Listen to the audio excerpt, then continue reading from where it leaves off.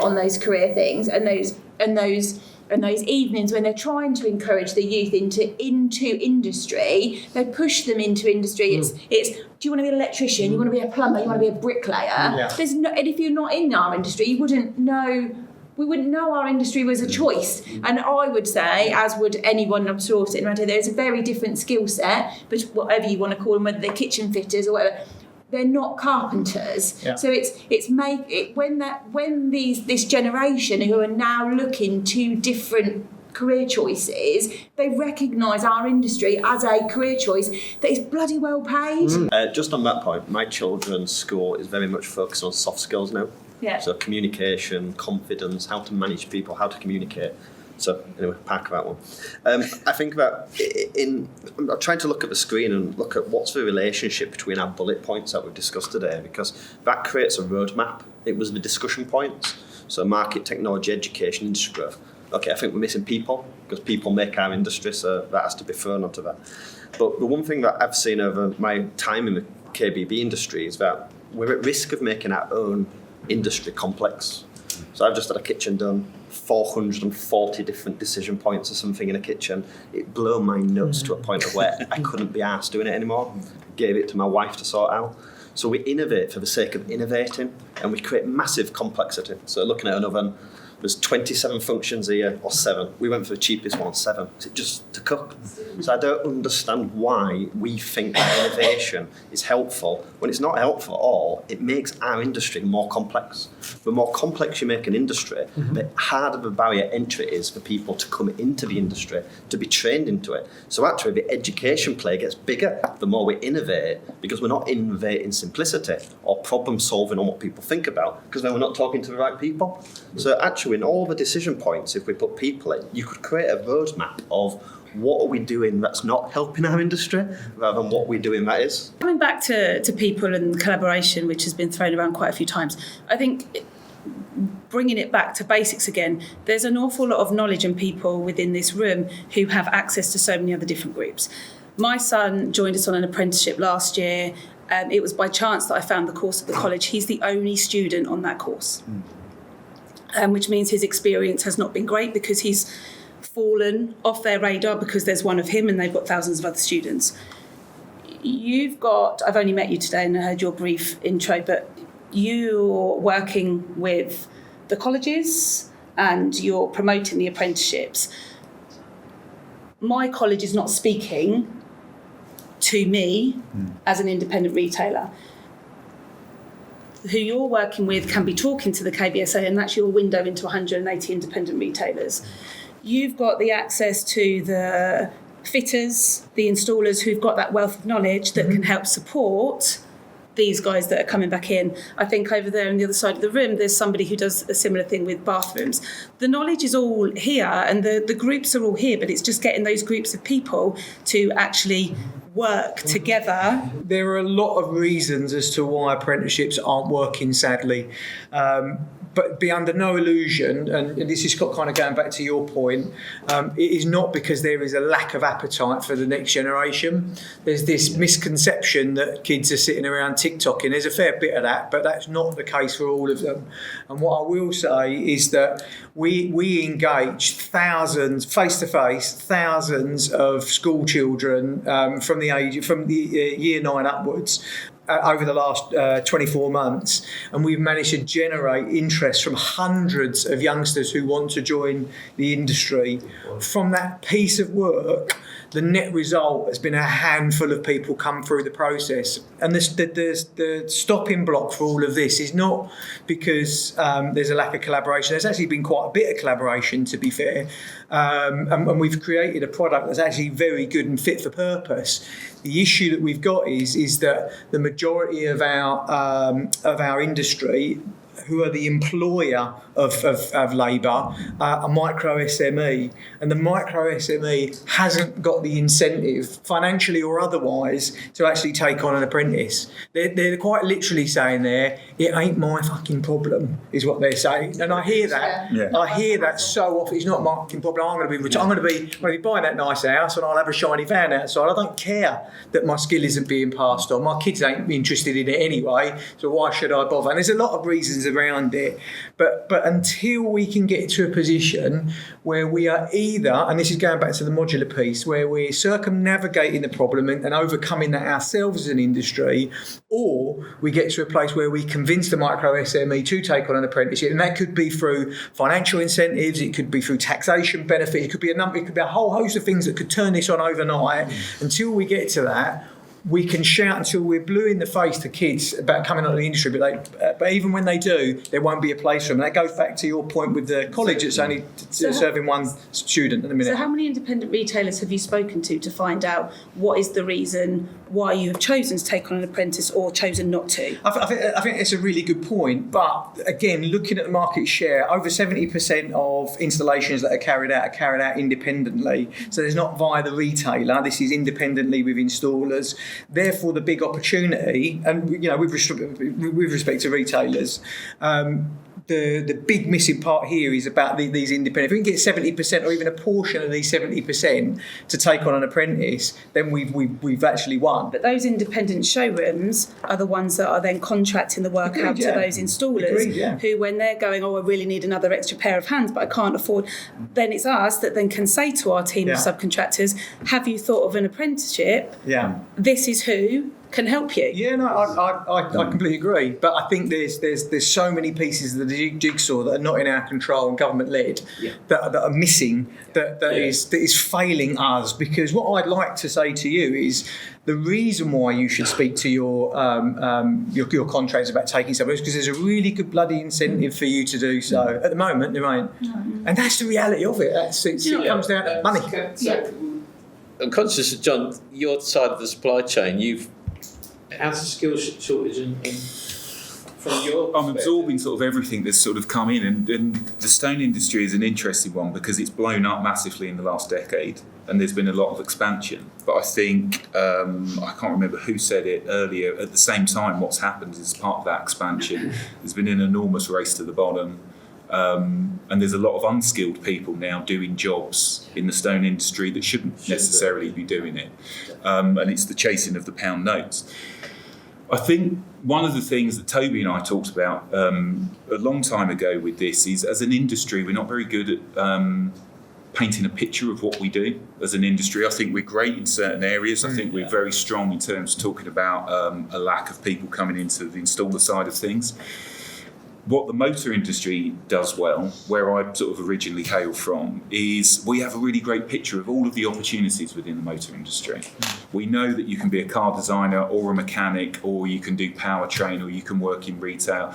We can see all of that, and I think as a youngster, you've got a clear picture of what those opportunities are. You haven't. We are disparate. So do you think it's as fundamental as making pen portraits of what the jobs are? Yeah, I think if you weren't in the industry, you wouldn't even know that these positions exist. I would completely agree. And it's an interesting thing that I would sort of say to this. If you go to a motor show, if you attend a motor show as a manufacturer, what you will see on press day is a string of politicians and a string of ITN, BBC, Reuters, everyone is there. If you go to the KBB show, nothing. Just people from the KBB world. Yeah, but I think that's an interesting point because what it is. I mean, what are we? We're 1 million kitchens a year minimum. 1.3 million kitchens a year. The crux of today is exactly that. That's the problem. The solution. Let's just talk about the solution. That's a really good point you made there, John. So John's just said there we need to paint a better picture of what we do as an industry. Okay, so that's the problem. What's the solution? What solutions can we offer as an industry, whether that's by the KBS or wherever, to paint a better picture to the consumer about the overall service they're going to get coming to an independent? I think it comes back to some degree to the knowledge is in this room. You know, do we have to do a consumer focus group, or do we know what consumers are buying? We have we know where the money is being spent. So we can paint a picture of what the industry looks like at the moment. Yeah. We have a view of how that industry has kind of grown. And actually, it's not necessarily technology, it is function. Yeah. It is usability. Consumers do know what they're getting when they come to independents, which is exactly why they come to them. Mm-hmm. They do know that already. Well, they're a name, not a number. Correct. Pretty much all the problems in the industry is because it is so fragmented. It's like the Wild West. And well, it's absolutely like the right Wild West, especially at the moment. You don't know whether you're going to be shot from the front, the side, or the back. But one thing's for sure: you're going to get shot. So that is the root problem. But there are big companies in our industry. I mean, Bosch Siemens do about £1 billion a year, and they seem to me. I've got to be careful what I say here, because I really don't care. No, at the end of the day, it seems to me that it almost benefits them that it is so fragmented. They don't seem to be particularly discerning as to what the model is of a particular business. As long as they've got somewhere else either to show their wares or distribute their wares from, they really don't care. And what I think us minions have got to do is find a way of making them care, because they your Bosch Siemens of this world, and I don't know who it would be in bathrooms now. Who could be somebody like Kohler. Right. So if these people cared about what was going on, because there is invariably the only reason they care is because there's a financial benefit, then you get a collective. I mean, Bosch Siemens are very proud to tell me that they have 40% of the independent floor space as far as appliances are concerned. They wouldn't be so pleased if we all did the right thing and charged them for it. And I struggled with the KBSA. I see you're a member. I think anybody that is a specialist should be a member, and it should mean more to those people. My great friend and the doyen of our industry, Uwe Hannek, he voiced to me privately that it should be a buying group, and I almost agree with him.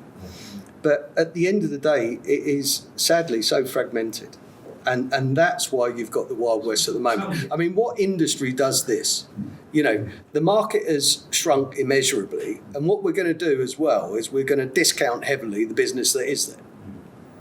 So that it's going to be an absolute minefield. I think the actual answer is that most industries are. It seems to be a British thing that in economic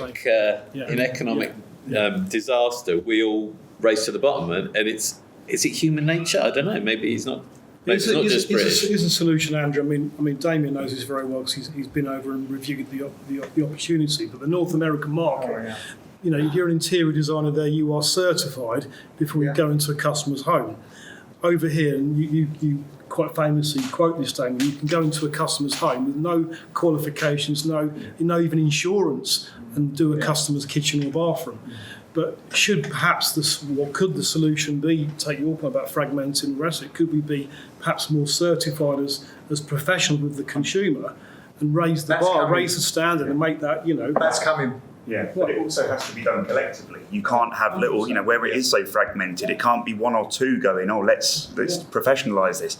It takes the whole industry coming together. That's what's and how do we do that? The point is should be the industry.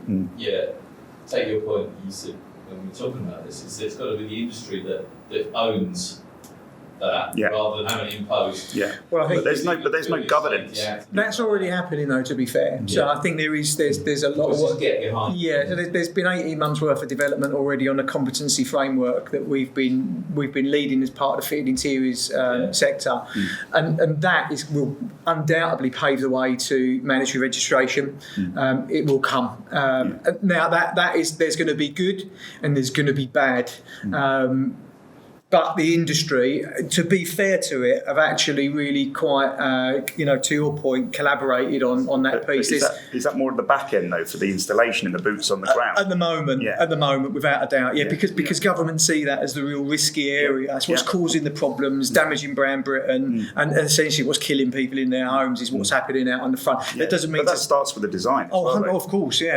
Well, I guess what they're saying, the rationale is if you get the competence right on the front line, then they're not going to install something that's been designed wrong, specified wrong, something that's going to be dangerous. And so it's low-hanging fruit. I mean, yes, there may be some taxation benefits on the back of that if you're looking at it sceptically, but change is on the way, and that is something that I think you should know. Right, no, you jump in. Jamie's point there was a really good one. So it does start with design too, Jamie, and Damien will know this, and so will Derek, that the majority of government standard apprenticeships for design is predominantly held with the nationals, multiples. The independent sector, for some reason, for whatever reason, don't tend to embrace, because, like we said before, who's going to pay for it? It's financial. That professionalisation of that job. Yeah. It is. It's like But I think I've listed down. I think it's a really good point. I think it was Damien mentioned. Is there a taxation benefit for an SME to take on an apprentice? No. No, there isn't. No. Yeah. Could there be? That was the suggestion. But there is for the big guys, and that's not from a taxation point of view, but the way that the government has set up things like the levy and how you can spend the levy. But that could be reviewed again, couldn't it? It is. They also took money for small SME employers. That's back to the budget, giving money to take apprentices on. Because one of the problems is, I don't know specifically for the sector, but in other sectors, is the ability of the company to actually take the apprentice on, because they can't see the financial benefit, or they see it as they train this guy or girl up and then lose them. The group that's here today, how many of us are actually hiring an apprentice on a government standard around the table? Who would like to say they're doing that? Okay. Just somebody wanted to understand that. So let's show you're hiring apprentice on government standards, and obviously you're doing that now. Is that which standard are you doing, Lindsay? Is it kitty furniture design technician?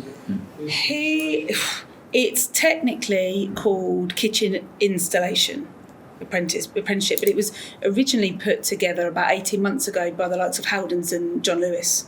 Okay. That's where that stems from. But the college haven't managed to market it out there so people know that it even exists. Because I think that's the key point. We would like to, from this group, over-communicate success stories so people can understand how to do this. But equally, probably a lot of us around the table, we've fallen into this industry. We never grew up going, I want to be doing that. Okay, but we're in it, and we know how amazing this industry is. It's fantastic. Yeah. People, product, design.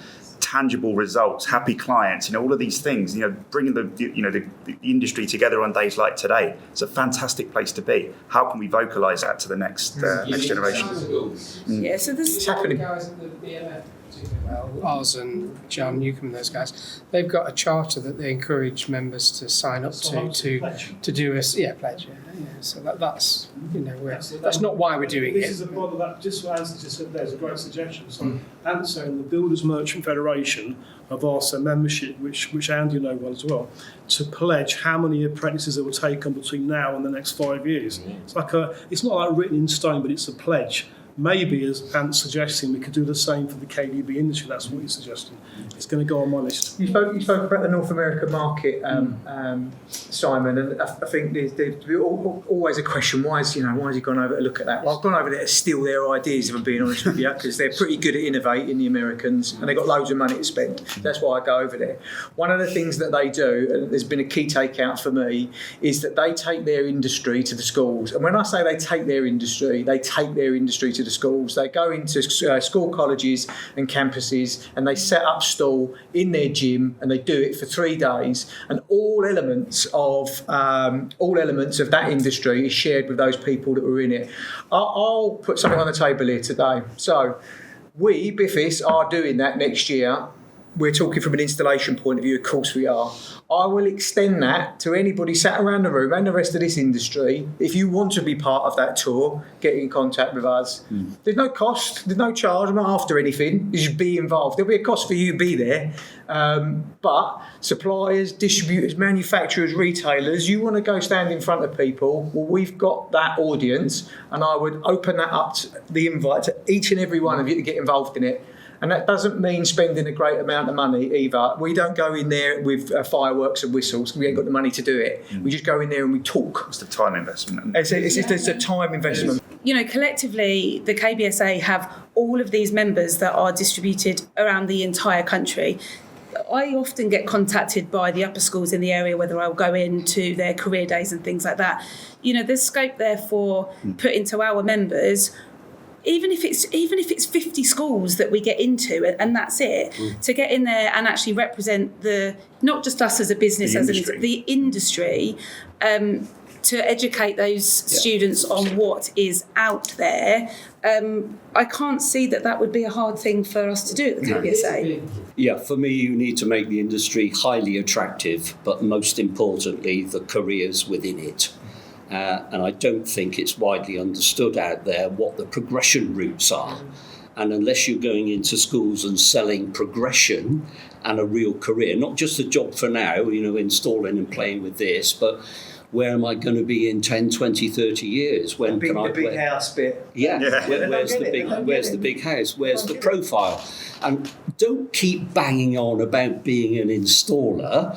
Why aren't you calling these people installation engineers? You've got your titles of your apprenticeship programs wrong, in my view. They're not linked to progression routes, and that needs to be corrected. So, for God's sake, raise the profile. You're dealing with a big nationalised product called an apprenticeship. You have no input around the rules for that apprenticeship because government are funding it and they decide how that's going to happen. But why don't you be smart, use your parliamentary group that I think some of you, or certainly your colleagues, actually sit on, and use it as a lobbying opportunity to say, look, when government reforms apprenticeships, they just tinker around over here with the assessment process. That does nothing, or very little. Why don't you lobby them to change the mechanism and the means by which you employers, and particularly SMEs, can actually get to use the product properly? Because at the moment you have to go through a lot of bureaucracy. You've talked about funding, you've talked about training providers. The lobbying can fix that if you're brave enough. Why don't you say what you want? You want a programme that you can deliver yourselves. Why are you faffing around, moaning about a programme which isn't fit for purpose? Get and change it. Because government actually say they want apprenticeships to work for employers. Otherwise, it ain't going to work. And my final point really is around the importance of soft skills, Michael. You must incorporate into your apprenticeships much more emphasis on soft skills, because if you've got people who can communicate, are articulate, don't grunt like a 16-year-old, but can actually talk to customers and be useful as part of a team, that's worth very, very much more for the future.